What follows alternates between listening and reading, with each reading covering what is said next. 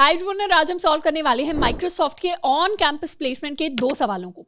ये जो दोनों सवाल हैं इसी साल के ऑन कैंपस प्लेसमेंट में यानी 2023 के अंदर एक कॉलेज के अंदर पूछे गए हैं और ये कोडिंग टेस्ट के अंदर पूछे गए हैं। अब हमारे एक स्टूडेंट हैं जिन्होंने हमें ये भेजे हैं। अब यहाँ पर किसी भी तरीके की चीटिंग को प्रमोट नहीं किया जा रहा। ये जो टेस्ट है ये काफ़ी दिनों पहले कॉलेज के अंदर हो चुका है, तो बस इन सवालों को हम डिस्कस कर रहे होंगे, आज सॉल्व कर रहे होंगे।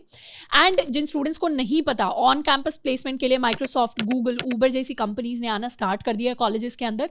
ये companies interns and full time दोनों पोजीशंस के लिए हायर करना स्टार्ट कर रही हैं, तो जल्दी इनकी ऑफ कैंपस अपॉर्चुनिटीज भी अवेलेबल होंगी। अगर आपको जानना है कभी ये कंपनीज ऑफ कैंपस हायर करनी है तो इनके करियर पेजेस को हम जाकर विजिट कर सकते हैं। तो शुरुआत करते हैं। सबसे पहला सवाल जो टेस्ट के अंदर था इसको हम टास्क 1 कहेंगे। तो ये सवाल अगर आपने अपनी डेटा स्ट्रक्चर्स एल्गोरिथम में ग्राफ नाम का टॉपिक अगर अच्छे से किया है तो बहुत ही मलाई सवाल होने वाला है। ये बहुत ही आसान सवाल होने वाला है क्योंकि इस सवाल को डायरेक्टली हमने जो ग्राफ का वन शॉट डाला हुआ है उसके अंदर पूरा का पूरा कॉन्सेप्ट डिस्कस कर रखा है। इसके साथ साथ जो 375 क्वेश्चंस वाली डीएसए शीट है उसके अंदर भी सेम क्वेश्चन का लिंक ऑलरेडी हमने दे रखा है ग्राफ्स वाले टॉपिक में। तो एक मीडियम लेवल का सवाल है, हमें करीबन 15 से 20 मिनट लगने चाहिए सवाल को आइडेंटिफाई करके पूरा कोड करके खत्म करने के लिए। तो अगर ग्राफ्स आपने नहीं पढ़ा है या फिर ग्राफ्स के अंदर साइकिल डिटेक्शन का जो टॉपिक है वो अगर आपने अभी तक नहीं पढ़ा है तो उसके लिए ग्राफ्स का जो वन शॉट है अपना कॉलेज चैनल के ऊपर, आप उसको जाकर एक्सेस कर सकते हैं। उसके अंदर डिटेल में कवर किया हुआ है। तो सवाल को पढ़ते हैं। There are a total of n tasks that you have to pick labelled from 0 to n-1, यानी हमें n काम दिए होंगे और हर काम को एक नंबर असाइंड है 0 से लेकर n-1 तक। Some tasks may have prerequisites. Prerequisites का मतलब होता है अंग्रेजी में कि एक काम को करने के लिए जरूरी है कि आपने पहले कोई एक काम किया हो। इसको बहुत ही आसानी से समझे तो जब भी हम मैगी बना रहे होते हैं तो पतीले के अंदर मैगी मसाला डालने से पहले हमेशा पानी तो डालते ही हैं। खाली पतीले के अंदर तो मैगी मसाला डलता ही नहीं है। तो वहां पर पतीले के अंदर पानी डालना क्या हो गया, एक प्री रिक्विजिट हो गया। प्री रिक्विजिट यानी ऐसी चीजें जो आपको पहले से तैयार रखनी पड़ती हैं, करनी पड़ती हैं। तो यहां पर बोल दिए कुछ कामों को करने के लिए कुछ पहले के उनके प्री रिक्विजिट्स हैं। फॉर एग्जाम्पल अगर हमें टास्क 0 को पिक करना है तो टास्क 0 को पिक करने से पहले हमें टास्क 1 को पिक करना पड़ेगा। तो इस तरीके से अगर हमें 0 और 1 का पेयर दिया है तो इसका मतलब है टास्क 0 को करने से पहले हमें टास्क 1 को कंप्लीट करना पड़ेगा। तो हम एक तरीके से बोल सकते हैं कि अगर हमें A और B का पेयर दिया है तो इसका मतलब है टास्क नंबर A को करने से पहले हमें टास्क नंबर B को कंप्लीट करना पड़ेगा। अब यहां पर हमें बहुत सारे टास्क दिए जाएंगे तो हमें क्या करना है, एक फंक्शन लिखना है। फंक्शन किस टाइप का होगा, फंक्शन एक बूलियन वैल्यू को रिटर्न करेगा, इसका नाम होगा कैन फिनिश और इसके अंदर हमें दो पैरामीटर्स मिलेंगे। सबसे पहला हमें मिलेगा अपना टास्क कितने हमारे पास नंबर ऑफ टास्क हैं और दूसरे हमें मिलेंगे हमारे पेयर्स ऑफ प्री रिक्विजिट्स यानी कौन से कामों को करने से पहले कौन से दूसरे कामों को करना जरूरी है। और हमें रिटर्न करना है is it possible for you to finish all tasks और नॉट। तो हमें बताना सारे के सारे टास्क, सारे के सारे प्री रिक्विजिट्स को समझते हुए कि क्या इन सारे के सारे कामों को कर पाना पॉसिबल है या नहीं है। तो फाइनली हमारे फंक्शन से एक ही वैल्यू रिटर्न हो सकती है, बूलियन वैल्यू, या तो उसके अंदर फॉल्स होगा या फिर उसके अंदर ट्रू होगा। दो इनपुट आउटपुट एग्जाम्पल्स को देख लेते हैं। सबसे पहले हमें एग्जाम्पल दिया हुआ है, इनपुट के अंदर हमें दो टास्क दिए जाएंगे, प्री रिक्विजिट्स दिए हैं 1 0 और 0 1। अब इस पूरे के पूरे सवाल को हमें ग्राफ डेटा स्ट्रक्चर की फॉर्म में विजुअलाइज करेंगे। इनफैक्ट जब भी कोडिंग के अंदर इस तरीके का कुछ सवाल हमारे पास आता है, प्री रिक्विजिट्स, जिसमें प्री रिक्विजिट्स हो या एक काम को करने के लिए किसी दूसरे का होना जरूरी होना चाहिए या एक वैल्यू के लिए किसी दूसरी वैल्यू का एग्जिस्ट होना जरूरी होना चाहिए, तो इस तरीके की चीजें जब भी आती हैं किसी भी सवाल के अंदर तो हमारे दिमाग में टोपोलॉजिकल सॉर्ट आना चाहिए। टोपोलॉजिकल सॉर्ट हम ग्राफ्स के ऊपर करते हैं, स्पेसिफिकली डायरेक्टेड एसाइक्लिक ग्राफ्स के ऊपर करते हैं, डैग्स के ऊपर करते हैं। तो जब भी प्री रिक्विजिट वर्ड किसी भी सवाल के अंदर हो हमेशा दिमाग के अंदर ग्राफ आने चाहिए, टोपोलॉजिकल सॉर्टिंग आनी चाहिए, डैग्स आने चाहिए। जरूरी नहीं है सारे के सारे सवाल वैसे ही होंगे, पर अब मेजॉरिटी, गुड मेजॉरिटी ऑफ सवालों में जब भी प्री रिक्विजिट्स होता है हमेशा टोपोलॉजिकल सॉर्टिंग जैसी ही कोई चीज हो रही होती है। तो यहां पर हम इसको एक ग्राफ डेटा स्ट्रक्चर की तरह विजुअलाइज कर लेते हैं। यहां पर हमें दो टास्क दिए हुए हैं। पहले टास्क को हम अपनी नोड मान लेते हैं, यानी जो भी हमारे टास्क हैं उनको हम क्या मान लेते हैं, अपनी नोड्स मान लेते हैं। सबसे पहला होगा हमारा टास्क नंबर 0 और दूसरा होगा हमारा टास्क नंबर 1। ये दोनों क्या इंडिविजुअल ग्राफ की नोड्स हैं। अगर प्री रिक्विजिट की बात है तो इसमें कह रहा है 1 टास्क को कंप्लीट करने के लिए 0 वाला टास्क पहले से होना चाहिए। मतलब अगर मुझे 1 तक पहुंचना है तो 0 से होकर ही पहुंच सकते हैं। तो ये जो हमारे प्री रिक्विजिट है इनको हम विजुअलाइज करेंगे एज एन एज, हमारे ग्राफ का डायरेक्टेड एज। डायरेक्टेड क्यों, क्योंकि 1 से दूसरी तरफ ही डायरेक्शन हो रही है। एक टास्क कंप्लीट है तभी हम दूसरे की तरफ जा रहे हैं। 1 0 का मतलब ये नहीं है कि 0 को करने के लिए 1 का होना चाहिए, इसका मतलब सिर्फ ये है कि 1 को करने के लिए 0 करना चाहिए। तो 0 जब होगा तभी हम 1 तक पहुंच पाएंगे। और दूसरा पेयर कह रहा है 0 1, यानी जब 1 होगा तभी हम 0 तक पहुंच पाएंगे। तो 1 होगा तभी हम 0 तक पहुंच जाएंगे, मतलब ये वापस से एक और एज है जो 0 की तरफ जा रहा है। तो यहां से क्या बनी, यहां से एक साइकिल बन गई। ये हमारा एक डायरेक्टेड ग्राफ बना है पहले तो, और डायरेक्टेड ग्राफ के अंदर यहां मुझे क्या दिख रही है, एक साइकिल दिख रही है। अब टास्क की अगर सोचें कि क्या इन दोनों कामों को हम फिनिश कर सकते हैं, खत्म कर सकते हैं। अब हमें सवाल के अंदर ऑलरेडी दिया हुआ है कि मुझे 0 को खत्म करना है तो पहले 1 को खत्म करना पड़ेगा, और 1 को खत्म करना है तो पहले 0 को खत्म करना पड़ेगा। तो बेसिकली यहां पर एक काफी कठिन स्थिति आ गई है, जिसमें एक टास्क को खत्म करने के लिए दूसरे को करना पड़ेगा और दूसरे को खत्म करने के लिए पहले वाले को करना पड़ेगा। तो इस तरीके की सिचुएशन में किसी भी टास्क को कर पाना पॉसिबल नहीं है, इसीलिए इसके लिए हम आउटपुट करेंगे फॉल्स। सेकेंड एग्जाम्पल देख लेते हैं। हमें 3 टास्क दिए हुए हैं, इन तीनों टास्क को विजुलाइज कर लेते हैं हमारे ग्राफ की नोट्स की तरह। ये हमारा टास्क नंबर 0 हो गया, ये हमारा टास्क नंबर 1 हो गया, ये हमारा टास्क नंबर 2 हो गया। Total 3 task. अब इसके अंदर प्री रिक्विजिट्स दिए हुए हैं 1 एंड 0, यानी 1 को करने के लिए पहले 0 को करना पड़ेगा। 1 को करने के लिए पहले 0 को करना पड़ेगा, मतलब पहले 0 करेंगे तभी हम 1 तक पहुंच पाएंगे। दूसरे में हमें दिया हुआ है कि 0 2, यानी 0 को करने के लिए पहले 2 को करना पड़ेगा। तो 2 को फिनिश करेंगे तभी हम 0 तक पहुंच पाएंगे। तो 2 से 0। अब ये जो हमारा ग्राफ बना है, इसके अंदर देखते हैं कि इन टास्क को कर पाना पॉसिबल है या नहीं है। कैसे कर सकते हैं हम अपने सारे कामों को? सबसे पहले अपने टास्क नंबर 2 को हम फिनिश कर लेंगे, उसके बाद टास्क नंबर 0 को फिनिश कर लेंगे, उसके बाद टास्क नंबर 1 को फिनिश कर लेंगे। तो हमारा ऑर्डर क्या होने वाला है? ऑर्डर होने वाला है 2 0 एंड 1। तो इस तरीके से इन टास्क को कर पाना कंप्लीटली पॉसिबल है। तो इस केस में हम प्रिंट करवा देंगे ट्रू। अब यहां पर सोचने वाली बात यह है कि अगर हमें कितने भी टास्क दे दिए जाए, मान लेते हैं हमें काफी सारे और टास्क दे देते, हमें टास्क नंबर 3 मिल जाता, 4 मिल जाता, 5 मिल जाता, और इनमें भी कुछ कुछ कंडीशन आ जाती कि 4 के लिए कोई कंडीशन नहीं है, 3 को करने के बाद ही हम 5 को कर सकते हैं। तो क्या इन टास्क को भी कर पाना पॉसिबल है? इन टास्क को भी कर पाना बिल्कुल पॉसिबल है, क्योंकि यहां पर इन दोनों में हमें बस ऑर्डर देखना है, इन दोनों में ऑर्डर देखना है, और इसमें अकेले को हम कहीं भी फिट कर सकते हैं। इस नंबर 4 वाले टास्क को हम बाद में भी कर सकते हैं, पहले भी कर सकते हैं। तो बेसिक फंडा ये है कि जनरल केसेस में जब भी हमारा ग्राफ बनेगा, सारे के सारे टास्क को कर पाना पॉसिबल है, पर एक स्पेशल केस आएगा जिसमें टास्क को कर पाना पॉसिबल नहीं है, और वो एक स्पेशल केस आएगा हमारा साइकिल का केस। यानी जब भी हमारा जो डायरेक्टेड ग्राफ है वो एक साइकिल फॉर्म कर लेगा, तो उस केस में सारे के सारे टास्क को कंप्लीट कर पाना पॉसिबल नहीं होगा। जैसे इस तरीके की अगर कोई भी साइकिल बनती है, लेट्स सपोज ये हमारे 4 नोड्स है और यहां पर डायरेक्टेड एजेस हम लगाते हैं, और डायरेक्टेड एजेस की वजह से अगर एक साइकिल फॉर्म हो जाती है, तो साइक्लिक फॉर्म में टास्क को कर पाना पॉसिबल हो ही नहीं सकता। क्यों? क्योंकि हमेशा ये कंडीशन जरूर आएगी कि 0 को करने के लिए पहले 3 को करो, 3 को करने के लिए पहले 2 को करो, 2 को करने के लिए पहले 1 को करो, और 1 को करने के लिए पहले 0 करो। तो इस तरीके से जब भी साइकिल बनती है, सारे के सारे टास्क को कर पाना पॉसिबल नहीं हो पाता। तो ये जो हमारा सवाल है टास्क को कर पाना पॉसिबल है या नहीं, ये ट्रांसफॉर्म हो जाता है टू साइकिल डिटेक्शन। यानी मुझे एक डायरेक्टेड ग्राफ के अंदर अपनी साइकिल को डिटेक्ट करना है। तो ग्राफ के अंदर साइकिल डिटेक्शन हमें ऑलरेडी आता है, हमने हमारा जो ग्राफ्स वाला वन शॉट था उसके अंदर साइकिल डिटेक्शन इन अनडायरेक्टेड भी पढ़ रखा है, साइकिल डिटेक्शन इन डायरेक्टेड ग्राफ भी पढ़ रखा है। अब उसकी जो अप्रोच होती है उसको हम इतना ज्यादा डिटेल में डिस्कस नहीं करेंगे, उसके लिए हम ग्राफ वाला वन शॉट देख सकते हैं, बट उसको थोड़ा सा ऊपर ऊपर से डिस्कस कर लेते हैं। बेसिकली हम डीएफएस परफॉर्म करते हैं, हम डेप्थ फर्स्ट सर्च परफॉर्म करते हैं अपने ग्राफ्स के ऊपर। डेप्थ फर्स्ट सर्च में हम हमेशा एक विजिटेड एरे, बूलियन एरे को रखते हैं अपने पास, ताकि हम ट्रैक कर सकें कि हम हर बार जो ऑलरेडी विजिट हो गई है नोड्स उन पर ना जा रहे हो। तो अपने साइकिल डिटेक्शन के अंदर हम एक स्टैक नाम का भी एरे बना लेते हैं, जो ट्रैक करता है कि करंट रिकर्जन स्टैक के अंदर कौन कौन सी नोड्स हैं जिनको हमने विजिट किया है। और अगर ऑलरेडी कोई ऐसी नोड है जो ऑलरेडी विजिट हो चुकी है, हमारी नेबर है, और वो रिकर्जन स्टैक के अंदर भी है हमारे डीएफएस परफॉर्म करते टाइम, तो वहां पर हमें पता चल जाता है कि हमारे डायरेक्टेड ग्राफ के अंदर एक साइकिल एग्जिस्ट करती है। तो ये बेसिक फंडा होता है हमारे साइकिल डिटेक्शन का। इसको ऑलरेडी हम डिस्कस कर चुके हैं, मैं दोबारा बता रही हूँ, तो बिल्कुल भी कंफ्यूज नहीं होना है। हम क्या करेंगे, डायरेक्टली हम साइकिल डिटेक्शन का कोड लिखने वाले हैं। तो इस सवाल को सॉल्व करने के लिए हमने ऑलरेडी एक अपनी पब्लिक क्लास बनाई हुई है एबीसी, एंड हमने मेन के अंदर अपने टास्क की कोई वैल्यू रखी हुई है, प्री रिक्विजिट्स की वैल्यू रखी हुई है।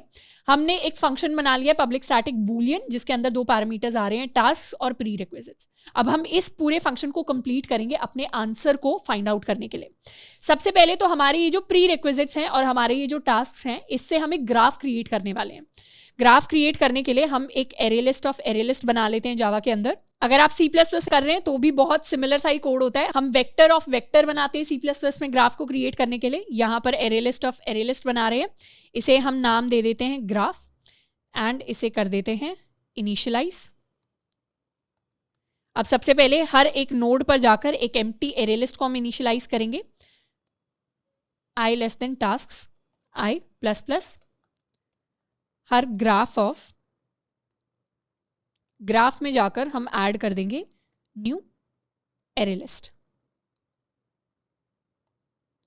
और अब अपने एजेस को हम ऐड करने वाले हैं प्री रिक्विजिट से लेकर, तो उसके लिए एक लूप लगा लेते हैं। i is equal to 0, i less than prerequisites dot length i plus plus. हमें हमेशा पता है प्री रिक्विजिट्स ये जो 2D एरे है उसमें एक सिंगल एरे के अंदर कितनी वैल्यूज होंगी, हमेशा 2 ही वैल्यूज होंगी, क्योंकि एक एज जो होता है उसके अंदर u और v ही होता है, u से लेकर v तक वैल्यूज जारी होती हैं। तो यहाँ पर हमें नेस्टेड लूप लगाने की जरूरत नहीं है, हम सिंपली अपना u निकाल सकते हैं और सिंपली हम अपना v निकाल सकते हैं। u और v यहाँ पर कहने का क्या मतलब है, किसी भी ग्राफ के अंदर जब हम अपने एजेस को विजुअलाइज करते हैं, मान लेते हैं ये अगर हमारा एज है तो हम अज्यूम करते हैं कि u वाले नोड से लेकर ये जो हमारा एज है v वाले नोड तक जा रहा होगा। तो एक जेनरिक सा हमने नाम रख लिया है। u किसे कहेंगे हम, प्री रिक्विजिट्स के अंदर i के अंदर जो 1 पर आएगा वो हमारा u होगा। यानी यहां पर अगर 1 0 का पेयर है तो उसमें हमें पता है पहले 0 हो तभी हमारा 1 पॉसिबल हो पाएगा। यानी रास्ता कहां से कहां तक है, रास्ता 0 से 1 तक है। उसी तरीके से इस सेकंड वाले पेयर में रास्ता 1 से 0 तक है। तो इसीलिए ये जो सेकंड वाला नंबर है ये हमारा u होगा, मतलब यहां से मुझे जाना है। ये बेसिकली क्या है, मेरी सोर्स है और प्री रिक्विजिट्स ऑफ i 0 होगा, यहां पर मुझे जाना है, ये मेरी डेस्टिनेशन है। तो इसे हम अपने ग्राफ के अंदर ऐड कर देंगे, graph dot get U dot add b। ये हमारा ग्राफ रेडी हो गया है। अब ग्राफ के ऊपर हमें परफॉर्म करना है डीएफएस। डीएफएस परफॉर्म करने के लिए हम एक और फंक्शन बना लेते हैं पब्लिक स्टैटिक, और इसको भी हम रिटर्न टाइप दे देते हैं बूलियन। इसको नाम दे देते हैं डीएफएस। डीएफएस के अंदर, या इनफैक्ट डीएफएस की जगह इसको हम नाम दे देते हैं इस साइकिल, कि क्या साइकिल इस ग्राफ के अंदर एग्जिस्ट करती है या नहीं करती। इसके अंदर हम कई सारे पैरामीटर्स रख रहे होंगे। एक तो हमारा ग्राफ ही आएगा इस साइकिल के अंदर। खैर इसको अभी थोड़ी देर में कंप्लीट करते हैं। लॉजिक क्या रहेगा, एक बार हमने अपने प्री रिक्विजिट्स और टास्क से अपना ग्राफ बना लिया, अब मुझे सारे के सारे नोड्स के ऊपर लूप लगाना है, और लूप लगाकर हम हर एक नोड के लिए चेक करेंगे कि यहाँ से किन किन नेबर्स को रीच कर पाना पॉसिबल है और क्या कहीं भी हमें साइकिल मिल रही है किसी भी कॉम्पोनेंट के अंदर। तो एक लूप लगा लेते हैं for int i equal 0, i less then task i plus plus. एक बाहर की तरफ हम अपना बूलियन विजिटेड एरे बना लेते हैं, is equal to new boolean of size tasks, and दूसरा एक बूलियन बना लेते हैं stack, is equal to new boolean of tasks. हम चाहें तो टास्क को एक दूसरे वेरिएबल n के अंदर भी स्टोर करा सकते हैं फॉर मोर सिंप्लिसिटी। अब यहां पर क्या करेंगे, हर बार अगर विजिटेड ऑफ i की वैल्यू फॉल्स है तो उस केस में हम कॉल कर देंगे इस साइकिल को। इस साइकिल के अंदर हम क्या क्या पास कर रहे होंगे, इस साइकिल के अंदर एक तो हम अपना ग्राफ पास करेंगे, एक अपनी करंट नोड पास करेंगे, एक अपना विजिटेड पास करेंगे और एक अपना स्टैक पास करेंगे। और इस साइकिल ने अगर हमें रिटर्न कर दिया ट्रू कि हाँ इस ग्राफ के अंदर साइकिल एग्जिस्ट करती है, मतलब इस साइकिल ने अगर हमें ट्रू रिटर्न कर दिया, तो उस केस में हमें क्या करना है, उस केस में हमें रिटर्न कर देना है फॉल्स। तो यहां से रिटर्न कर देंगे फॉल्स। इस बेसिकली लाइन का क्या मतलब हुआ कि अगर मेरा कोई भी नोड अनविजिटेड है तो हम क्या करेंगे, एक फंक्शन से उसे विजिट कराएंगे, मतलब डीएफएस का फंक्शन होगा जिससे उसे विजिट कराएंगे, और ये फंक्शन हमें बता देगा कि इस ग्राफ के अंदर कोई साइकिल एग्जिस्ट करती है क्या। विजिट करते करते देखेगा साइकिल है क्या, और साइकिल होगी तो ट्रू रिटर्न कर देगा। अगर इस फंक्शन ने ट्रू रिटर्न कर दिया, मतलब साइकिल एग्जिस्ट करती है, तो क्या हम टास्क को कभी भी कर पाएंगे, हम टास्क को कभी नहीं कर पाएंगे। तो इसीलिए हमारा ये जो सॉल्यूशन फंक्शन है ये फिर फॉल्स रिटर्न करेगा। तो साइकिल ट्रू है तो आंसर फॉल्स होगा, साइकिल फॉल्स है तो आंसर ट्रू होगा। इस तरीके से हमारा ये लूप चलेगा एंड लास्ट में जाके हम रिटर्न कर देंगे ट्रू। ट्रू कब रिटर्न होगा लास्ट में, जब हमारे ग्राफ के अंदर हमें कोई साइकिल नहीं मिल रही होगी। अब ये इस साइकिल वाला कोड कंप्लीट कर लेते हैं। जैसे ही हम इस फंक्शन के अंदर आएंगे, सबसे पहले तो अपने विजिटेड ऑफ, या पहले पैरामीटर्स लिख लेते हैं। पहले हमारा ग्राफ हमारे पास आएगा, दूसरा हमारी करंट नोड हमारे पास आएगी, तीसरा हमारा एक बूलियन विजिटेड हमारे पास आएगा एरे, एंड चौथा एक बूलियन स्टैक नाम का एरे हमारे पास आएगा। इन दोनों को नेक्स्ट लाइन के अंदर थोड़ा सा कर लेते हैं। अब इस साइकिल को हमें कंप्लीट करना है। सबसे पहले तो अपना जो विजिटेड ऑफ करंट है बिल्कुल फंक्शन के अंदर आते ही इसे हम करा देंगे ट्रू। इसके साथ साथ स्टैक के अंदर अपनी करंट नोड को हम ऐड कर देंगे तो उसे भी करा देंगे ट्रू। उसके बाद सारे के सारे अपने करंट के नेबर्स के लिए हम लूप लगाएंगे। For int I equal 0 I less than my graph dot gate current, इसका साइज, क्योंकि एरे लिस्ट में साइज होता है लेंथ नहीं होती, आई प्लस प्लस। और फिर हम क्या करेंगे, अपने नेबर को निकाल लेंगे। करंट नोड के लिए मेरा नेबर क्या होगा, ग्राफ डॉट गेट करंट, यानी मेरी जो पूरी लिस्ट बनी है सारे के सारे नेबर्स की उसमें से हम कर देंगे गेट आई। ith नेबर को मैंने निकाल लिया, ये है मेरा नेबर। सबसे पहले तो चेक कर लेंगे कि क्या मेरा नेबर स्टैक के अंदर तो एग्जिस्ट नहीं करता। स्टैक के अंदर एग्जिस्ट करने का मतलब है कि ये जो नेबर है ये हमारे अभी रिकर्जन स्टैक के अंदर एग्जिस्ट करता है, और अगर रिकर्जन स्टैक के अंदर नेबर एग्जिस्ट करता है तो इसका मतलब यहां पर साइकिल आएगी ही आएगी। तो if stack of neighbour equals true, तो उस केस में हम रिटर्न कर देंगे ट्रू, कि मतलब यहां पर साइकिल एग्जिस्ट करती है। वरना हम क्या करेंगे, दोबारा से कंडीशन चेक कर लेंगे। अगर स्टैक के अंदर नेबर नहीं है तो उस केस में क्या देखेंगे कि नेबर विजिटेड है या नहीं है। अगर नेबर विजिटेड है पर स्टैक के अंदर नहीं है तो फिर उसको दोबारा हमें विजिट कराने की जरूरत नहीं है। पर अगर नेबर अनविजिटेड है, मतलब not of visited of neighbour, अगर ट्रू है तो उस केस में हम उसे विजिट कराएंगे। तो उस केस में नेबर के लिए हम कॉल करेंगे इस साइकिल को, उसके अंदर पास करेंगे अपना ग्राफ, करंट की जगह इस बार पास करेंगे अपना नेबर, विजिटेड और स्टैक पास करेंगे। और अगर हमें नेबर बता देता है कि साइकिल एग्जिस्ट करती है, मतलब इफ साइकिल अगर नेबर के लिए हमें ट्रू रिटर्न कर देता है तो हम भी यहां से रिटर्न कर देंगे ट्रू। और अगर नेबर नहीं बताता साइकिल एग्जिस्ट करती है या हमारा नेबर स्टैक के अंदर हमें मिलता भी नहीं है तो उस केस में लास्ट में हम रिटर्न कर देंगे फॉल्स।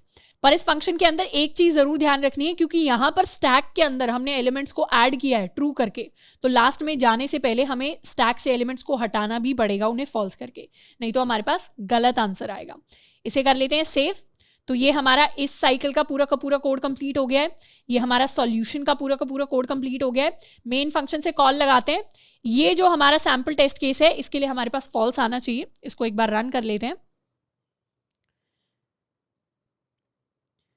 ऊपर अपने पैकेजेस को इंपोर्ट कर लेते हैं, import java.util.all, save and running again. तो हमारे पास क्या रिटर्न होकर आया, फॉल्स रिटर्न होकर आया। तो अभी यहाँ पर क्या है, टास्क हैं, 2 टास्क हैं, 0 और 1। तो 1 के लिए 0 चाहिए, 0 के लिए 1 चाहिए, पर इनमें से एक भी अगर हटा दिया तो उस केस में हमारे पास ट्रू रिटर्न होकर आएगा। इसको भी एक बार रन कर लेते हैं। दोबारा से रन करेंगे तो इस बार आउटपुट में ट्रू आना चाहिए, तो ये आ गया हमारे पास ट्रू। इसको आप डिफरेंट टेस्ट केसेस के लिए रन कर सकते हैं। इनफैक्ट नीचे एक आपको लिंक भी मिल जाएगा कि आप खुद से जाकर इस सवाल को सॉल्व कर सकते हैं, सबमिट करके चेक कर सकते हैं। तो ये तो हो गया हमारा फर्स्ट क्वेश्चन। अब बढ़ते हैं अपने सेकंड क्वेश्चन की तरफ। उससे पहले इसकी टाइम कॉम्प्लेक्सिटी देख लेते हैं। टाइम कॉम्प्लेक्सिटी होगी इसकी big of v plus E, basically वही सेम टाइम कॉम्प्लेक्सिटी जो हमारे नॉर्मल डीएफएस की या टोपोलॉजिकल सॉर्टिंग की होती है। अब इस सवाल के अंदर एक और आपसे एडिशनल क्वेश्चन है जो पूछा जा सकता है। ये पूछा जा सकता है कि मान लो टास्क को कंप्लीट कर पाना पॉसिबल है, तो बताओ कि आप टास्क को किस ऑर्डर में कंप्लीट कर सकते हो। अगर आपसे टास्क कंप्लीशन का ऑर्डर पूछा जाएगा तो उस केस में हम क्या यूज करेंगे, उस केस में हम टोपोलॉजिकल सॉर्टिंग को यूज करेंगे। टोपोलॉजिकल सॉर्टिंग भी ग्राफ्स के अंदर हम पढ़ चुके हैं ऑलरेडी। हमारा जो वन शॉट था उसके अंदर कवर्ड है। टोपोलॉजिकल सॉर्टिंग के जो सवाल हैं वो डीएसए शीट के अंदर भी मेंशन है, तो उनको आप एक बार प्लीज जाकर रिवाइज कर लीजिए। नेक्स्ट आ जाते हैं अपने टास्क 2 पर। टास्क 2 हमारा स्ट्रिंग बेस्ड सवाल है। अब स्ट्रिंग्स के अंदर हमें शुरुआत में बताया हुआ है कि एक string made of an even number of characters less than और ग्रेटर देन, यानी एक ऐसी स्ट्रिंग जिसके अंदर इवन नंबर ऑफ कैरेक्टर्स हैं और जिसके अंदर सिर्फ लेस देन या ग्रेटर देन वाले कैरेक्टर्स ही हैं, उसे हम सिमेट्रिक स्ट्रिंग कहेंगे अगर उसके फर्स्ट हाफ में सारे के सारे कैरेक्टर्स लेस देन है और सेकंड हाफ में सारे के सारे कैरेक्टर्स ग्रेटर देन है। यानी हमारी इस तरीके की जो स्ट्रिंग होगी, एक स्ट्रिंग का एग्जाम्पल ले लेते हैं जिसमें शुरुआत में मान लेते हैं 3 लेस देन है और बाद में 3 ग्रेटर देन है, तो इस तरीके की स्ट्रिंग को हम एक सिमेट्रिक स्ट्रिंग कहेंगे। सिमेट्रिक का क्या मतलब होता है, सिमेट्रिक होता है जो दोनों तरफ से एक जैसा हो। तो बेसिकली यहां पर अगर हम एक लाइन खींच दें तो इस तरफ यानी फर्स्ट हाफ में और सेकंड हाफ में ये क्या होगी, एक जैसी होगी। वहीं पर दूसरे एग्जांपल्स भी ले सकते हैं सिमेट्रिक स्ट्रिंग्स के।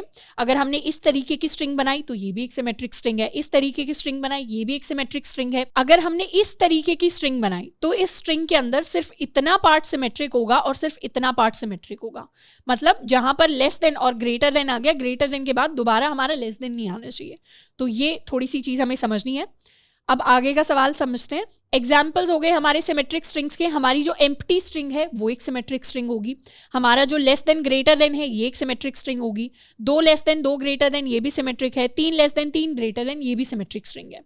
हमें एक फंक्शन लिखना है जिसका रिटर्न टाइप होगा इंटीजर। इसका नाम हम रखेंगे सॉल्यूशन। इसके अंदर सिंगल पैरामीटर आएगा हमारी स्ट्रिंग। हमें अगर कोई भी स्ट्रिंग एस दी होगी जिसके अंदर n कैरेक्टर्स होंगे, तो कैरेक्टर्स के अंदर हमारी स्ट्रिंग के अंदर हो सकता है हमारे पास लेस देन का सिंबल हो सकता है हमारे पास ग्रेटर देन का सिंबल हो, या फिर हमारे पास हो सकता है क्वेश्चन मार्क का भी सिंबल हो। तो 3 सिंबल्स हो सकते हैं हमारी स्ट्रिंग के अंदर, और हमें रिटर्न करना है length of the longest symmetric substring. मतलब हमारी जो पूरी लंबी स्ट्रिंग होगी, एक बड़ी सी स्ट्रिंग होगी, उसका अगर एक छोटा सा पार्ट होगा कोई जो सिमेट्रिक है, तो हमें सबसे लॉन्गेस्ट सिमेट्रिक पार्ट जो है उसकी लेंथ प्रिंट करवानी है।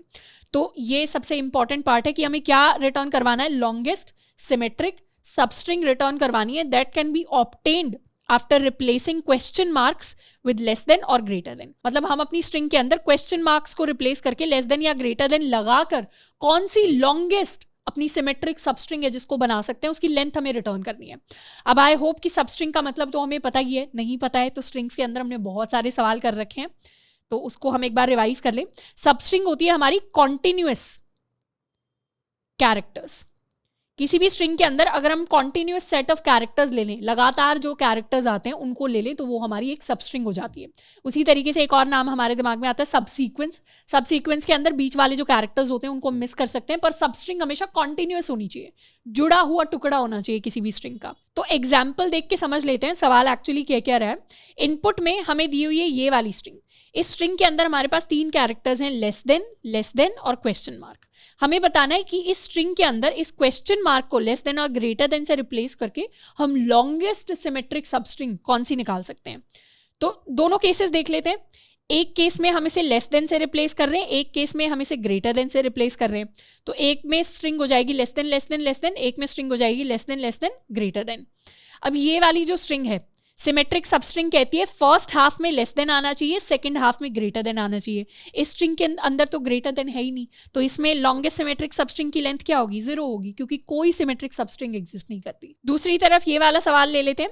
इस सवाल में लेस देन ग्रेटर देन है, तो सबसे लॉन्गेस्ट सिमेट्रिक जो सबस्ट्रिंग वाला पार्ट है वो ये वाला पार्ट है जिसमें एक लेस देन आ रहा है, एक ग्रेटर देन आ रहा है। हमारे जो नंबर ऑफ लेस देन होने चाहिए उसको हम ए कह देते हैं, वो इक्वल टू होना चाहिए नंबर ऑफ ग्रेटर देन्स के। मतलब ए इक्वल टू बी होना चाहिए हमारी सबस्ट्रिंग के अंदर, तभी वो सिमेट्रिक कहलाएगी। तो इसमें ए भी 1 है और हमारा बी भी 1 है, तो हमारी जो टोटल लेंथ हो गई वो हो गई ए प्लस बी यानी इक्वल टू 2। तो हमारे फाइनल आउटपुट में हमारे पास आ गया आंसर इज इक्वल टू 2। दूसरा एग्जाम्पल अपना समझते हैं। दूसरे एग्जाम्पल के अंदर हमें जो स्ट्रिंग दी हुई है ये है हमारी स्ट्रिंग। इससे हमें और थोड़ा सा क्लैरिटी आएगी। इनफैक्ट इसको यहाँ पे सॉल्व करते हैं। दूसरे एग्जाम्पल के अंदर हमें ये वाली स्ट्रिंग दी हुई है। इस स्ट्रिंग के अंदर हमारे पास कैरेक्टर्स हैं less than, greater than, less than, question mark, greater than. अब 2 क्वेश्चन मार्क हैं, दोनों को हम लेस देन और ग्रेटर देन से रिप्लेस कर सकते हैं। तो दोनों के 4 केसेस बन जाएंगे बेसिकली हमारे पास। हम चारों केसेस को एनालाइज कर सकते हैं चाहें तो। एक केस हमारा होगा कि पहले क्वेश्चन मार्क को हम लेस देन बनाएं, दूसरे क्वेश्चन मार्क को हम ग्रेटर देन बनाएं। पहला केस होगा जिसमें फर्स्ट क्वेश्चन मार्क को हम लेस देन बनाएं, दूसरे क्वेश्चन मार्क को भी लेस देन बनाएं। दूसरा केस होगा पहले को लेस देन बनाएं, दूसरे को ग्रेटर देन बनाएं। तीसरा केस होगा पहले को ग्रेटर देन बनाएं, दूसरे को लेस देन बनाएं। चौथा केस होगा दोनों को हम ग्रेटर देन बनाएं। तो दोनों के साथ अपनी स्ट्रिंग बना लेते हैं। फर्स्ट केस में हमारी स्ट्रिंग हो जाएगी लेस देन, या इनफैक्ट इसे एक लाइन में लिख लेते हैं। ये हमारा केस 1 हो जाएगा जिसमें स्ट्रिंग बन जाएगी less than, greater than, less than, greater than. ये हमारा केस 2 हो जाएगा जिसमें स्ट्रिंग बन जाएगी less than, greater than, less than, greater than. फिर हमारा केस 3 बन जाएगा जिसमें हमारी स्ट्रिंग बन जाएगी less than, greater than, greater than. और ये हमारा फाइनली केस 4 हो जाएगा जिसमें स्ट्रिंग बन जाएगी लेस देन, ग्रेटर देन। इन चारों के अंदर अब हमें बताना है लॉन्गेस्ट सिमेट्रिक सबस्ट्रिंग क्या होगी। फर्स्ट वाली स्ट्रिंग के अंदर देखते हैं। फर्स्ट वाली स्ट्रिंग के अंदर देखते ही समझ आ रहा है जो लॉन्गेस्ट सिमेट्रिक सबस्ट्रिंग होगी वो हमारा ये वाला टुकड़ा होगा जिसके अंदर ए की वैल्यू है 2, बी की वैल्यू है 2। यहां से डिवीजन हो सकता है, तो लेंथ कितनी आएगी, यहां पर लेंथ आएगी 4 के बराबर। दूसरे वाले का एग्जाम्पल लेते हैं। दूसरे वाले केस में ये हमारी लॉन्गेस्ट सिमेट्रिक सबस्ट्रिंग बन सकती है जिसमें यहाँ पर टुकड़े हो जाएंगे। तो लेंथ कितनी आएगी, लेंथ यहाँ पर भी 4 के बराबर आएगी। तीसरा केस देख लेते हैं। तीसरे केस में हमारी जो लॉन्गेस्ट सिमेट्रिक सबस्ट्रिंग आएगी, हम कोई भी एक पेयर उठा सकते हैं। लेट्स सपोज हमने ये वाला पेयर उठा लिया, तो इस केस में लेंथ आएगी हमारी 2 के बराबर। फोर्थ केस देखते हैं। फोर्थ केस में लॉन्गेस्ट सिमेट्रिक सबस्ट्रिंग, दोबारा से हमारा सिंगल पेयर आएगा, तो इस केस में भी हमारी लेंथ हो जाएगी 2 के बराबर। तो लॉन्गेस्ट क्या हुआ, लॉन्गेस्ट हुआ लेंथ इज इक्वल टू 4। कौन सी लेंथ है, कौन सी वाली वो सबस्ट्रिंग है, वो हमें प्रिंट नहीं करवाना, हमें सिर्फ लेंथ प्रिंट करवानी है।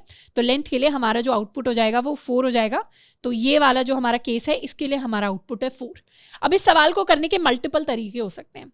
सबसे पहला और सबसे बेसिक तरीका तो ये होगा कि हम ब्रूट फोर्स यूज करें। ब्रूट फोर्स कहता है सारे पॉसिबल सॉल्यूशंस निकाल लो, मतलब अपने क्वेश्चन मार्क को सारी की सारी अपनी लेस देन और ग्रेटर देन स्ट्रिंग से सारे के सारे कॉम्बिनेशन से रिप्लेस करके देख लो। फिर सारे के सारे कॉम्बिनेशंस में सारी की सारी सबस्ट्रिंग्स निकाल लो, और सारी की सारी सबस्ट्रिंग्स में से कौन सी सिमेट्रिक बन रही है तो उसमें से आप लॉन्गेस्ट निकाल लो। तो इस तरीके से ब्रूट फोर्स लगाएंगे तो बहुत ज़्यादा टाइम कॉम्प्लेक्सिटी लगेगी, इनफैक्ट एक्सपोनेंशियल चले जाएगी अगर हम क्वेश्चन मार्क्स को लेस देन और ग्रेटर देन के साइन से रिप्लेस करेंगे। तो इस सवाल को सॉल्व करने के लिए हम एक लॉजिकल छोटे स्टेप के साथ शुरुआत करेंगे। छोटे स्टेप के साथ शुरुआत करने के लिए हम अपनी इस स्ट्रिंग का एग्जाम्पल ले लेते हैं, और इस स्ट्रिंग के अंदर हम एक लॉजिकल सी चीज डिस्कस करेंगे। तो इसमें सबसे पहले तो हम अपने क्वेश्चन मार्क को इग्नोर कर लेते हैं और एक नॉर्मल स्ट्रिंग लेते हैं जिसके अंदर क्वेश्चन मार्क नहीं है। जैसे लेट्स सपोज हमने यहाँ पर क्वेश्चन मार्क्स को लेस देन और ग्रेटर देन से रिप्लेस कर दिया, और हमारे पास ये वाली स्ट्रिंग है, और इस स्ट्रिंग के अंदर सबसे पहले हमें निकालना है कि क्या लॉन्गेस्ट सबस्ट्रिंग होगी जो सिमेट्रिक है। अब ये जो हमारी स्ट्रिंग होगी, इसमें अज्यूम कर लेते हैं कि हमारी जो इंडेक्स के बीच वाली स्पेसेस हैं, ये वाली जो स्पेसेस हैं, इसमें हर एक स्पेस पर हम जाएंगे, इंडेक्स की जो स्पेस है, और उसे ट्रीट कर देंगे as the centre of symmetric substring. यानी हर एक जो स्पेस बन जाएगी वो हमारी सिमेट्रिक सबस्ट्रिंग का सेंटर बन जाएगी। और फिर हम कैलकुलेट करेंगे कि कितनी सिमेट्रिक सबस्ट्रिंग्स और किन किन लेंथ की फॉर्म हो सकती हैं। जैसे इस स्ट्रिंग का एग्जांपल लेते हैं। इस स्ट्रिंग में पहले हम यहां पर आएंगे। अगर ये मेरी सबस्ट्रिंग का सेंटर है, सिमेट्रिक सबस्ट्रिंग का, तो कितनी मैक्सिमम लेंथ आ सकती है। अगर ये सेंटर है तो लेफ्ट में देख लो कितने लेस देन आ रहे हैं, और राइट में देख लो कितने ग्रेटर देन आ रहे हैं। हमें पता है सिमेट्रिक सबस्ट्रिंग के अंदर लेफ्ट में लेस देन और राइट के ग्रेटर देन दोनों इक्वल होनी चाहिए। तो लेफ्ट में अगर हमें पता चल गया एक ही लेस देन आ सकता है, उससे ज्यादा लेस देन आ ही नहीं सकते, तो राइट में भी हम एक ही ग्रेटर देन ले सकते हैं। तो यहां पर जो सबस्ट्रिंग बनेगी इसकी क्या लेंथ बनेगी, ये जो हमारी फर्स्ट सबस्ट्रिंग बनेगी इसकी जो लेंथ बनेगी that length will be equal to 2, कि इसमें एक लेस देन है एक ग्रेटर देन है। उसके बाद अपने नेक्स्ट इंडेक्स पर आ जाते हैं, इस वाले इंडेक्स पर। इस इंडेक्स पर यहां पर अगर हमने कट लगा दिया तो हम देखेंगे लेफ्ट में कितने लेस देन है और राइट में कितने ग्रेटर देन है। अब लेफ्ट में हमने देखा एक भी लेस देन नहीं है, एक भी लेस देन अगर नहीं है लेफ्ट साइड में तो राइट साइड के ग्रेटर देन देखने का पॉइंट ही नहीं हुआ, लेस देन है ही नहीं। तो यहां पर कितनी लेंथ बनेगी, यहां पर हमारी सबस्ट्रिंग की लेंथ बनेगी 0 के इक्वल। उसके बाद नेक्स्ट इंडेक्स पे जाते हैं, इस इंडेक्स पे आएंगे। इस इंडेक्स पे कट लगाया तो यहाँ पे देख लेते हैं लेफ्ट में कितने लेस देन है, राइट में कितने ग्रेटर देन है। लेफ्ट में एक लेस देन है तो राइट में कितने ग्रेटर देन है, राइट में 0 ग्रेटर देन है।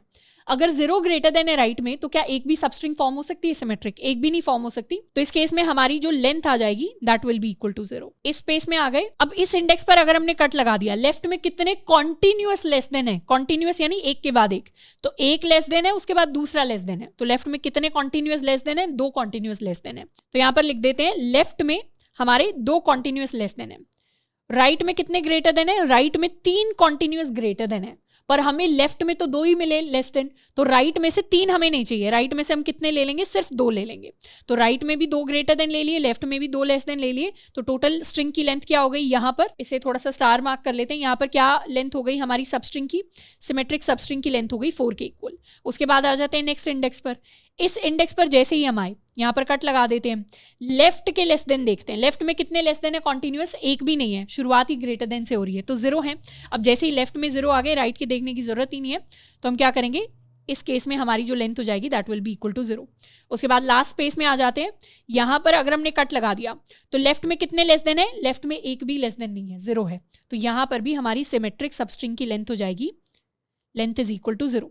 तो यहाँ पर लेंथ हाईएस्ट कहाँ पर आ गई, इस केस में आ गई, यानी हमारे इस वाले इंडेक्स पर जहां पर हमने कट लगाया तो लेफ्ट में कॉन्टिन्यूअस लेस देन्स कितने आए और राइट में कॉन्टिन्यूअस ग्रेटर देन्स कितने आए। अब ये जो हर एक इंडेक्स के बीच में जो खाली स्पेस है ये तो हमारा सेंटर बन जाता है। तो हम क्या कह सकते हैं कि स्पेस के बिल्कुल एक लेफ्ट साइड वाला जो इंडेक्स है वो हमारे फर्स्ट हाफ का एंड बन सकता है। मतलब अगर मेरे पास ये स्ट्रिंग है less than greater than less than, इसमें ये मेरा इंडेक्स 0 है, ये मेरा इंडेक्स 1 है, ये मेरा इंडेक्स 2 है, ये मेरी खाली स्पेस है, ये भी मेरी खाली स्पेस है। अगर ये खाली स्पेस मेरा सेंटर है तो ये 0 क्या बन जाएगा, लेफ्ट हाफ का एंड बन जाएगा। वहीं पर अगर हम इस खाली स्पेस को अपना सेंटर बना लेते हैं तो ये 1 क्या बन जाएगा, 1 मेरे लेफ्ट हाफ का एंड बन जाएगा। तो यहां से हमारा एक और रिलेशन निकल सकता है कि जब भी हम सिमेट्रिक सबस्ट्रिंग को टेस्ट कर रहे हैं किसी भी नॉर्मल स्ट्रिंग के अंदर, तो हमारा इंडेक्स क्या होता है, हमारा इंडेक्स होता है हमारे left half of symmetric string. Symmetric string को हम एस कह देते हैं, सिमेट्रिक स्ट्रिंग का एंड, मतलब हमारी सिमेट्रिक स्ट्रिंग कहाँ पर खत्म हो रही है, हमारे करंट इंडेक्स पर खत्म हो रही है। तो इस तरीके से अपने मेजरमेंट का जो यूनिट है उसे हम चेंज कर देते हैं। तो अब एक छोटी स्ट्रिंग के ऊपर अगर हमें टेस्ट करना होगा, लेट्स सपोज हमारी ये वाली स्ट्रिंग है, इस स्ट्रिंग के ऊपर अगर हम इंडेक्स नंबर 0 पर आ रहे हैं तो मतलब हमारा कट यहां पर लगेगा और हम इतने और इतने पार्ट को मेजर कर रहे हैं। तो इंडेक्स नंबर 0 मतलब हमारे left half of symmetric substring का एंड। तो यहां पर हमारी सिमेट्रिक सबस्ट्रिंग खत्म हो रही है। तो यहां पर लेस देन कितने, लेस देन हमारे 1 है, और राइट हाफ में greater than, continuous greater than कितने, वो कॉन्टिन्यूस ग्रेटर देन भी 1 है। तो 1 और 1, तो यहाँ पर लेंथ हो जाएगी 2 के इक्वल, तो ये हमारी सिमेट्रिक सबस्ट्रिंग आ जाएगी। उसके बाद इंडेक्स को बढ़ाकर 1 पर ले आएंगे, यहाँ पर हमारा कट लगेगा। जब यहाँ पर कट लगेगा तो ये लेफ्ट हाफ है, ये हमारा राइट हाफ है। लेफ्ट हाफ में कॉन्टिन्यूस लेस देन कितने हैं, एक भी कॉन्टिन्यूस लेस देन नहीं है। राइट हाफ में कॉन्टिन्यूस ग्रेटर देन कितने हैं, वो भी एक भी नहीं है। तो इस केस में हमारी सिमेट्रिक सबस्ट्रिंग बनेगी 0 के इक्वल। तो हमें पता है कि हमारी लॉन्गेस्ट सबस्ट्रिंग आई यहाँ पर, और ये हमारी लॉन्गेस्ट सिमेट्रिक सबस्ट्रिंग बनेगी। अब इस चीज को अगर हम समराइज करें कि हमने यहाँ पर लॉजिकली क्या क्या बातें की, सबसे पहला तो हमने फिगर आउट किया कि एक नॉर्मल स्ट्रिंग के अंदर जिसमें क्वेश्चन मार्क नहीं है, जिसमें सिर्फ लेस देन और ग्रेटर देन है, उस स्ट्रिंग के अंदर अगर हमें चेक करना है कि लॉन्गेस्ट सिमेट्रिक सबस्ट्रिंग कैसे बन रही है, तो हम क्या कर सकते हैं, हर एक इंडेक्स पर जा सकते हैं और हर इंडेक्स पर पहुंचकर हम अपनी स्ट्रिंग को 2 टुकड़ों में बांट सकते हैं।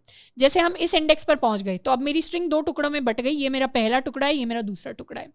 थोड़ा सा और इसे बेटर तरीके से अगर विजुअलाइज करना है तो लेट्स सपोज ये हमारी स्ट्रिंग आ गई, इस स्ट्रिंग के अंदर हम इस इंडेक्स पर गए, तो इस इंडेक्स पर जाते ही मुझे इस स्ट्रिंग को 2 टुकड़े में बांटना है। ये मेरा लेफ्ट साइड है, ये मेरा राइट साइड है।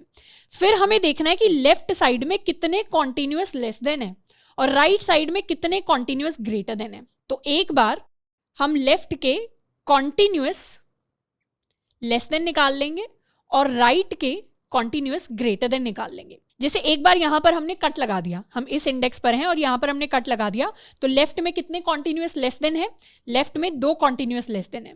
राइट में कितने कॉन्टिन्यूअस ग्रेटर देन है, राइट में 3 कॉन्टिन्यूअस ग्रेटर देन है। हमें क्या लेना है, दोनों का हमेशा छोटा लेना है, क्योंकि अगर 3 कॉन्टिन्यूअस लेस देन है ही नहीं तो 3 कॉन्टिन्यूअस ग्रेटर देन का कोई पॉइंट ही नहीं होगा।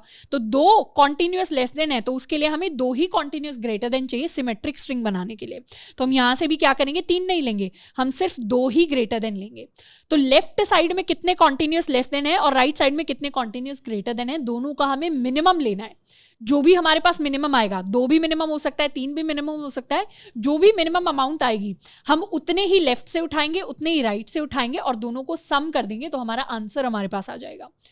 तो ये वाली वैल्यू अगर हमें मिल जाए, लेफ्ट के कॉन्टिन्यूअस लेस देन और राइट के कॉन्टिन्यूअस ग्रेटर देन हमें मिल जाए, तो दोनों वैल्यूज का हम मिनिमम निकाल लेंगे और जो भी मिनिमम आएगा उसे 2 से मल्टीप्लाई कर देंगे। 2 से मल्टीप्लाई क्यों किया हमने, क्योंकि जो भी मिनिमम आएगा उतने ही हम लेफ्ट से पिक करेंगे, उतने ही हम राइट से पिक करेंगे। तो उस वैल्यू को हमने 2 से मल्टीप्लाई कर दिया और ये क्या बन जाएगा, ये हमारी लॉन्गेस्ट सिमेट्रिक सबस्ट्रिंग की लेंथ बन जाएगी। कहां पर, एक पर्टिकुलर इंडेक्स पर।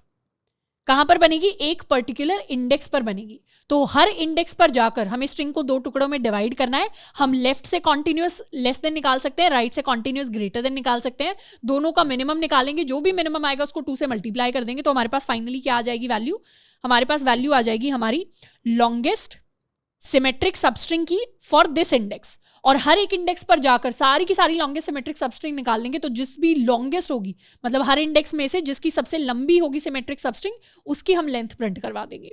तो ये बेसिक लॉजिक है, ये बेसिक अप्रोच है जिसके ऊपर हमें इस सवाल को सॉल्व करना है। तो इसमें ना हम एक्सपोनेंशियल जा रहे होंगे, ना हम बहुत सारे लूप्स लगा रहे होंगे, नेस्टेड लूप्स यूज कर रहे होंगे, हम एक सिंगल लूप करेंगे, मतलब बिग ऑफ n की कॉम्प्लेक्सिटी में हम इस सवाल को सॉल्व करने वाले हैं। क्योंकि हमने फिगर आउट कर लिया कि एक नॉर्मल स्ट्रिंग के अंदर अगर मुझे अपना लॉन्गेस्ट कॉन्टिन्यूअस सबस्ट्रिंग निकालना है तो हमें हर एक इंडेक्स पर जाना है, हर एक इंडेक्स पर जाकर ये 2 वैल्यूज निकाल लो और इन दोनों वैल्यूज का मिनिमम निकाल लो और फिर उसे 2 से मल्टीप्लाई कर लो। अब इस सवाल को सॉल्व करने के लिए हम और इजी अपने लिए बनाने के लिए क्या करेंगे, 2 एरेज बना लेंगे। एक हम एरे बनाएंगे जो लेफ्ट नाम से होगा और एक हम एरे बनाएंगे जो राइट नाम से होगा।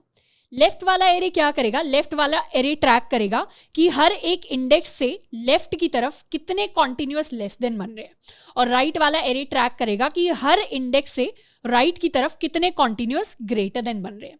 जैसे इस स्ट्रिंग के लिए अगर हम एक लेफ्ट एरे बनाना हो तो हम एक लेफ्ट एरे बना सकते हैं। एरे का साइज क्या होगा, इसके अंदर ये इंडेक्स 0 है, 1 है, 2 है, 3 है, 4 है, 5 है, 6 है। तो हमें अपने लेफ्ट एरे का साइज क्या रखने की जरूरत है, हम कट्स कहाँ कहाँ पर लगाएंगे, एक कट यहाँ लगेगा, 2, 3, 4, 5, 6। तो अगर 7 साइज का एरे है तो उसके लिए हम 6 कट्स लगाने वाले हैं। तो अपने लेफ्ट को भी हम 6 साइज का रख रहे होंगे और राइट को भी हम 6 साइज का रख रहे होंगे। यहाँ पर 6 कहने का मतलब है n-1 कि हमें n साइज का एरे बनाने की जरूरत नहीं है, हम सिंपली n-1 साइज का एरे बना सकते हैं। और इस एरे के अंदर जो हमारा i इंडेक्स है, i इंडेक्स पर क्या स्टोर होगा, i इंडेक्स पर स्टोर होगा कि i एंड i से जो कम वाले इंडेक्स हैं वहां पर कितने कॉन्टिन्यूअस लेस देन अवेलेबल हैं।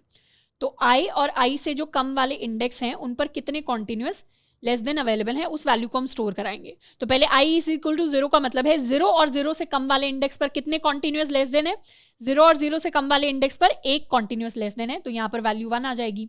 फिर हम इस इंडेक्स पर आ जाएंगे, इस इंडेक्स पर इस और इससे पहले वाले इंडेक्सेस पर कितने कॉन्टिन्यूअस लेस देन है, इसी इंडेक्स पर अगर हमारा ग्रेटर देन आ गया, इस इंडेक्स पर पहुंचने का मतलब है कट यहाँ पर लगाए और यही ग्रेटर देन आ गया, मतलब कितने कॉन्टिन्यूअस लेस देन है, 0। यहाँ से स्टार्ट करते हुए कितने कॉन्टिन्यूअस लेस देन है, 0 कॉन्टिन्यूअस लेस देन है। उसके बाद नेक्स्ट इंडेक्स पर आ जाएंगे, इस इंडेक्स और इससे कम वाले इंडेक्सेस पर कितने कॉन्टिन्यूअस लेस देन है, सिर्फ एक सिंगल कॉन्टिन्यूअस लेस देन है, तो यहाँ दोबारा 1 आ जाएगा।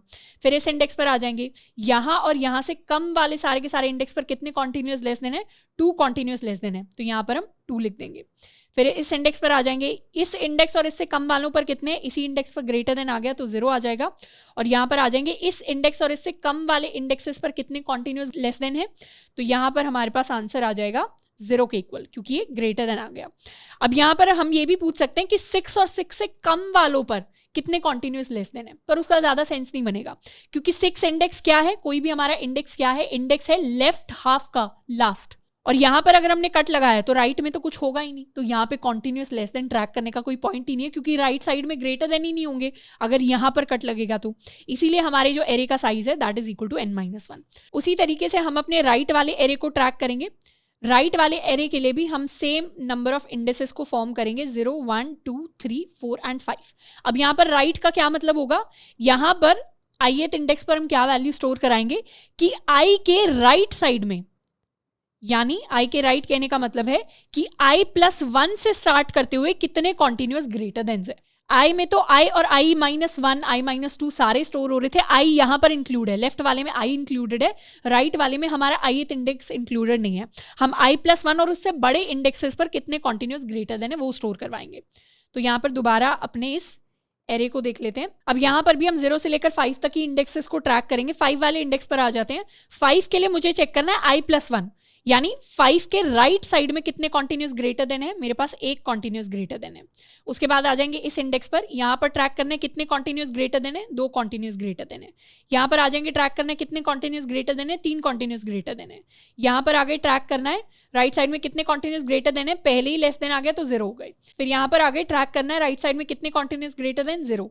यहां पर आगे ट्रैक करना है राइट साइड में कितने कॉन्टिन्यूअस ग्रेटर देन, एक कॉन्टिन्यूअस ग्रेटर देन। तो ये मेरा लेफ्ट बन गया, ये मेरा राइट बन गया। हर इंडेक्स पर अब जाना है, लेफ्ट और राइट में से जो भी मिनिमम है उस मिनिमम को 2 से मल्टीप्लाई करना है, और हर इंडेक्स के लिए हमें एक नॉर्मल स्ट्रिंग के अंदर मिल जाएगा कितने कॉन्टिन्यूअस लेस देन है, कितने कॉन्टिन्यूअस ग्रेटर देन है।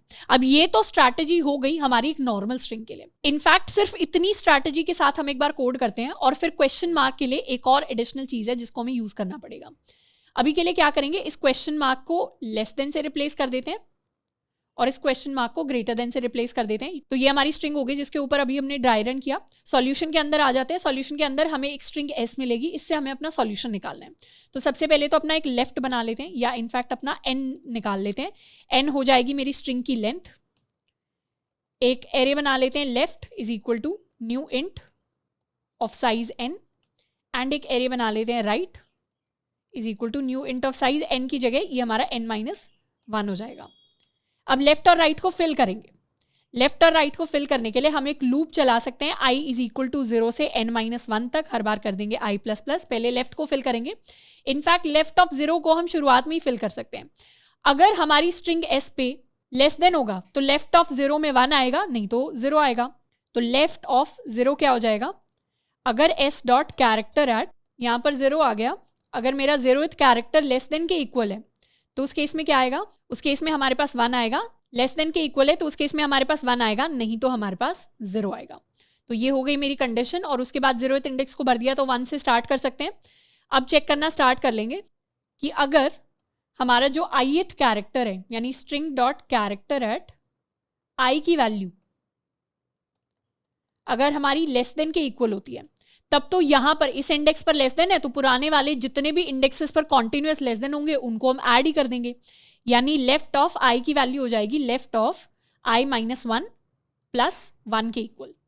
और अगर कॉन्टिन्यूअस नहीं है तो उस केस में क्या होगा, उस केस में लेफ्ट ऑफ आई की वैल्यू हो जाएगी 0 के इक्वल। तो अगर जहां पर भी लेस देन नहीं मिला उस केस में हमारे पास ऑटोमेटिकली 0 आ जाएगा। तो ये तो हमने लेफ्ट को भर दिया। इसी सिमिलर वे में हम अपने राइट वाले लूप को करेंगे। इनफैक्ट इसको शुरुआत से शुरू कर लेते हैं। राइट वाले लूप के लिए हमें लास्ट वैल्यू तो ऑलरेडी पता ही होती है कि राइट ऑफ n-1 के लिए हम चेक करेंगे कि s डॉट, या ये n-2 हो जाएगा क्योंकि साइज छोटा है, s dot character eight n-1। अगर ये जो लास्ट वाला कैरेक्टर है हमारा ग्रेटर देन के इक्वल है तो उस केस में तो हमारे पास 1 आएगा, नहीं तो हमारे पास 0 आएगा। एंड सिमिलर वे में हम लूप रन करेंगे। ये बेसिकली इन राइट और लेफ्ट वाले एरे को हम वैसे ही फिल कर रहे हैं जैसे हम अपने प्रीफिक्स को फिल करते हैं। तो आई, इसे हम बैकवर्ड्स चला रहे होंगे राइट वाले को, तो I is equal to n-2, I greater than equal to 0, I minus minus. कैसे फिल करेंगे, सिमिलर सी कंडीशन रखेंगे। अगर s dot character at I plus 1, यहां पर क्या होगा, i प्लस 1 होगा। i प्लस 1 इसलिए कर रहे हैं क्योंकि राइट के अंदर क्या मतलब है ith इंडेक्स का, कि i प्लस 1 और उससे राइट साइड वाले सारे इंडेक्सेस। तो s dot character at i plus 1 equal to अगर ग्रेटर देन हो जाता है तो उस केस में राइट ऑफ i की वैल्यू हो जाएगी right of i plus 1 plus 1, यानी जितने कॉन्टिन्यूअस मेरे राइट साइड में थे उसमें मुझे बस एक और ऐड करना है, जैसे जितने कॉन्टिन्यूअस मेरे लेफ्ट साइड में थे उसमें मुझे बस एक और ऐड करना है, और नहीं तो राइट ऑफ i की वैल्यू हो जाएगी 0 के इक्वल। तो ये हमने लेफ्ट और राइट को फिल कर दिया। अब हम अपनी स्ट्रिंग के ऊपर लूप लगा लेंगे, i is equal to 0, i less than s dot length. ये हम अपनी नॉर्मल स्ट्रिंग के लिए अभी सारी चीजें कर रहे हैं, इसमें क्वेश्चन मार्क वाला पार्ट बस बहुत छोटा सा है। हर एक इंडेक्स पर जाकर हमें लेफ्ट और राइट के मिनिमम निकालना है। मतलब हर एक इंडेक्स पर जाकर एक मैक्सिमम ले लेते हैं या एक इंट आंसर ले लेते हैं, आंसर की वैल्यू हो जाएगी 0। तो यहां पर क्या आ जाएगा मैक्सिमम, मेरा मैक्सिमम हो जाएगा लेफ्ट साइड से left of I and right side से right of I. Left I right I दोनों का मुझे मिनिमम निकालना है, तो मैथ डॉट मिनिमम, इस मेथड को हम यूज कर लेते हैं। दोनों का मिनिमम आ जाएगा और उस मिनिमम को हम 2 से मल्टीप्लाई कर देंगे। तो इससे क्या आ जाएगी, हमारी लेंथ आ जाएगी। क्या लेंथ आ जाएगी, इस इंडेक्स पर जो भी हमारी लेंथ है, या फिर इसे हम लेंथ कह देते हैं, इस इंडेक्स पर जो भी हमारी लेंथ है वो हमारे पास आ जाएगी। और अगर ये लेंथ हमारी आंसर से बड़ी है तो आंसर को हम रीसेट कर देंगे। तो अगर हमारी लेंथ आंसर से बड़ी हो गई तो उस केस में आंसर की वैल्यू के अंदर हम स्टोर करा देंगे अपनी लेंथ को, और फाइनली ये जो फंक्शन है ये रिटर्न कर देगा हमारी फाइनल आंसर को। इसे कर लेते हैं एक बार सेव एंड रन। तो हमारे लिए प्रिंट होकर आना चाहिए 4, बूलियन टाइप नहीं, इसे हम इंटीजर रिटर्न टाइप देंगे। Index out of bounds at 22। अच्छा, यहाँ पर हम n-2 के लिए ऑलरेडी फिल कर चुके हैं, तो इसे n-3 से हम स्टार्ट करेंगे। और यहाँ पर हमारे जो आंसर वाला लूप है उसमें हमें n कट्स नहीं लगाने, n-1 कट्स लगाने हैं अपनी स्ट्रिंग के लिए। तो आंसर क्या आ गया, हमारे पास आंसर आ गया इक्वल टू 4। तो ये वाली जो स्ट्रिंग है इसके अंदर मैक्सिमम हमारे पास जो सिमेट्रिक सबस्ट्रिंग आ सकती है दैट इज इक्वल टू 4। हम एक और एग्जाम्पल ले सकते हैं दूसरी स्ट्रिंग का। इस स्ट्रिंग के अंदर अगर हम सिर्फ लेस देन ग्रेटर देन रखें तो इस स्ट्रिंग के लिए हमारे पास आंसर आना चाहिए 2 के इक्वल। तो इसको भी रन कर लेते हैं। तो इस बार आंसर आया 2 के इक्वल। हो क्या रहा है एग्जैक्टली, हमने वही लेफ्ट और राइट बनाए हैं। लेफ्ट किसी भी सेंटर के लिए लेफ्ट के सारे कॉन्टिन्यूअस लेस देन स्टोर कराने के लिए और राइट के सारे कॉन्टिन्यूअस ग्रेटर देन स्टोर कराने के लिए। तो लेफ्ट के अंदर हमने स्टोर करा लिया, राइट के अंदर हमने स्टोर करा लिया, फिर हर इंडेक्स पर जाकर चेक कर लिया कि दोनों के मिनिमम को 2 से मल्टीप्लाई करें तो वो जो लेंथ है वो हमारे आंसर से तो बड़ी नहीं हो रही, जो भी फाइनल आंसर आएगा उसे हम रिटर्न करा रहे हैं। तो ये तो बात होगी नॉर्मल स्ट्रिंग के लिए। तो ये भी हमारा n का लूप है, ये भी हमारा n का लूप है, ये भी हमारा n का लूप है। तो जो टाइम कॉम्प्लेक्सिटी चल रही है अभी वो बिग ऑफ n है।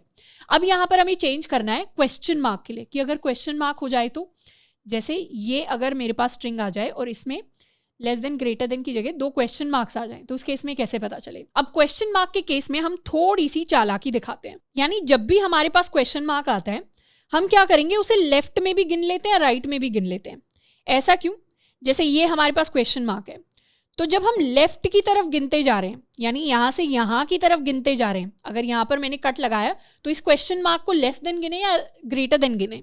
तो जब हम लेफ्ट का कट लगा रहे हैं तो तब तो इसे लेस देन गिन लो, और जब हम ग्रेटर देन का कट लगा रहे हैं तब इसे ग्रेटर देन गिन लो। ऐसा हम इसलिए कर रहे हैं क्योंकि कोई भी अगर क्वेश्चन मार्क होता है और अगर उसके आगे कट लगता है या फिर उसके पीछे कट लगता है, तो हर क्वेश्चन मार्क के लिए एक ही कंडीशन होगी, या तो वो क्वेश्चन मार्क अभी इस इंडेक्स पर लेफ्ट वाले आई में आ रहा होगा, या फिर ये क्वेश्चन मार्क अभी राइट वाले इंडेक्स में राइट आई में आ रहा होगा। तो कोई भी क्वेश्चन मार्क वाला जो सिंबल है किसी भी एक इंडेक्स के लिए लेफ्ट राइट दोनों में नहीं जाता, या तो लेफ्ट में काउंट होता है या राइट में काउंट होता है। तो जब लेफ्ट में फायदा हो रहा है लेस देन का तो उसे लेस देन की तरह गिन लेंगे, और जब राइट में फायदा हो रहा है ग्रेटर देन का तो उसे ग्रेटर देन की तरह गिन लेंगे। मतलब हमारे पास क्लैश ये कभी नहीं आएगा कि लेफ्ट में तो हमने इसे लेस देन गिन लिया, राइट में हमने इसे ग्रेटर देन गिन लिया।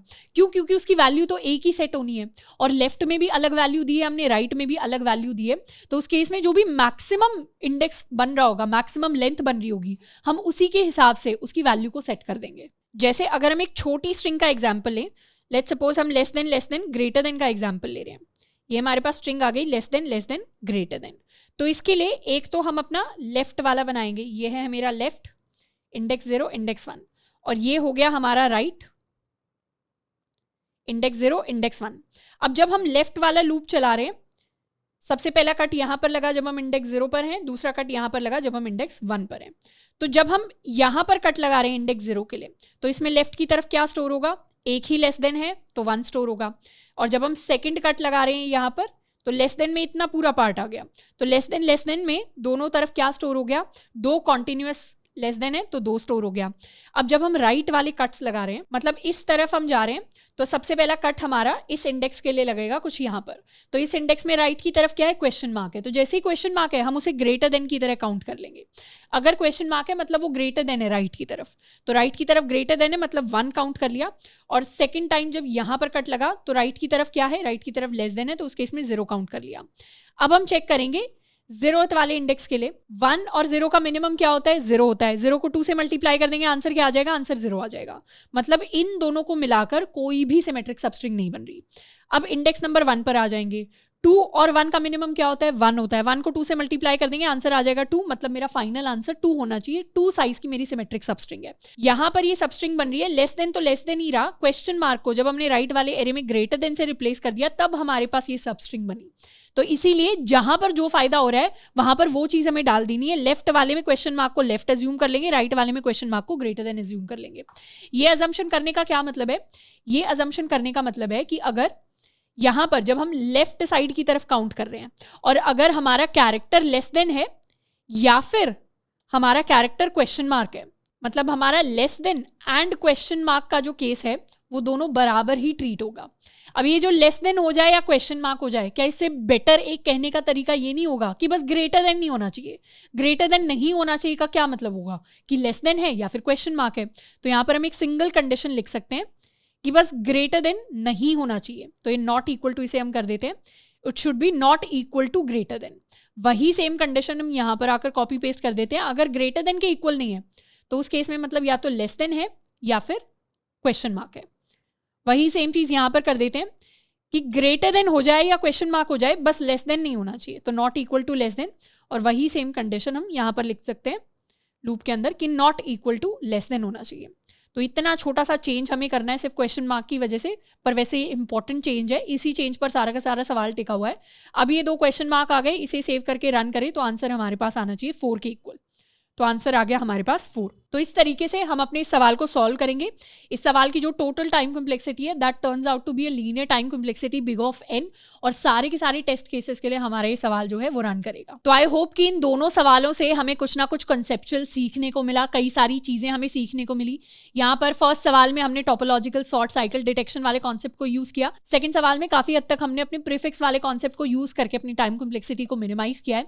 अब ये जो दोनों कोड्स हैं ये आपको मिल जाएंगे नीचे डाउनलोड करने के लिए। उसके लिए आप नीचे लिंक को जाकर एक्सेस कर सकते हैं। किसी भी सवाल में अगर आपको कोई भी डाउट है तो जावा प्लेलिस्ट जो है अपना कॉलेज के ऊपर, वहाँ पर जाकर या तो आप ग्राफ्स वाला टॉपिक देख सकते हैं, नहीं तो स्ट्रिंग्स वाला टॉपिक देख सकते हैं। और बेसिक अंडरस्टैंडिंग हमारी ये है कि इस लेवल के सवाल हमसे पूछे जाते हैं तो हम अच्छे से अपने डीएसए को प्रैक्टिस करें, सिर्फ कॉन्सेप्ट्स ना पढ़ें, अपनी प्रैक्टिस भी चालू रखें, क्योंकि अब on campus off campus season start हो गया है। तो डेली बेसिस पर हम कॉन्टेस्ट को दें, डेली बेसिस पर कुछ ना कुछ सवालों को हम प्रैक्टिस कर रहे हो डीएसए बेस्ड क्वेश्चंस को। उसके लिए हम अपनी 375 क्वेश्चंस वाली शीट को भी एक्सेस कर सकते हैं, उसका भी लिंक आपको नीचे डिस्क्रिप्शन बॉक्स के अंदर मिल जाएगा। आज के लिए इतना ही, मिलते हैं नेक्स्ट वीडियो में। Till then keep learning and keep exploring.